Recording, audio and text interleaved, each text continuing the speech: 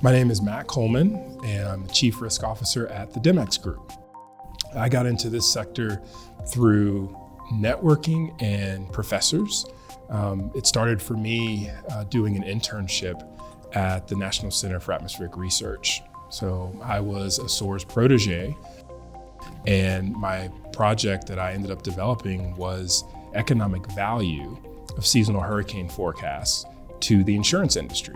And so 20 years since, that's very much where I've been working, very much at the overlap of weather risk, financial risk, investing in insurance. So as Chief Risk Officer, there are three main areas I'm responsible for. The first is overseeing and providing insight on underwriting and pricing of climate risk. The second part of my job is around insurance operations. And so helping oversee licensing, being able to advise on different types of insurance in different states and countries, and also pulling together the actual legal agreements and execution that happens as an advisor. That's part of what we do. And then finally, I manage our network of what are called risk capacity providers. So these are insurance and reinsurance companies who ultimately sell the protection to the risk holders. I spend a lot of time on that human level, trying to meet people where they are based on their understanding, and then bringing all the complexities of our modeling, our products to their level so that they can understand and decide whether or not it's a good risk management tool for their business or not. The data that I work with on a regular basis is often weather data and business data. And when I think of those two data sets, they're often time series.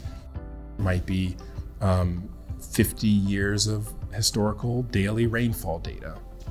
And if I'm looking at that rainfall data, it might be an application to a hydroelectricity plant. If there's no rain and no water, then that hydroelectricity plant cannot generate electricity and make money. And so on the business side, that means I'm looking at the historical generation data, how much electricity was produced. And so those time series analyses enable quantification of relationships and dependencies between the business variable and the weather variable. And so I'm able to translate that distribution of weather outcomes into financial outcomes. There are a lot of skills that you learn as an atmospheric sciences student. I continue to leverage a lot of my expertise in data analysis, time series analysis, statistics, looking at distributions and quantifying the frequency and severity of different types of weather events. When you're actually on the job and working, you find yourself answering very specific questions that need a specific answer. And so that allowed me to think about skills like statistics, math, communication, data analysis, and it really helps kind of remove the cloudiness that exists because of that focus and sometimes an urgent question that's being asked that requires really thinking about those different quantitative elements of the job and how to combine the softer skills of communication and relaying that information.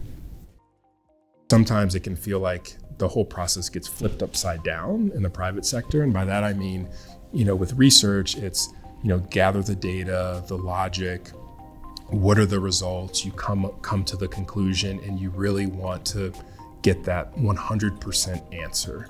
Whereas in the private sector, it is very much bottom line up front. And if doing 80% of the work gets me the answer I need to make a decision, then that's what I need.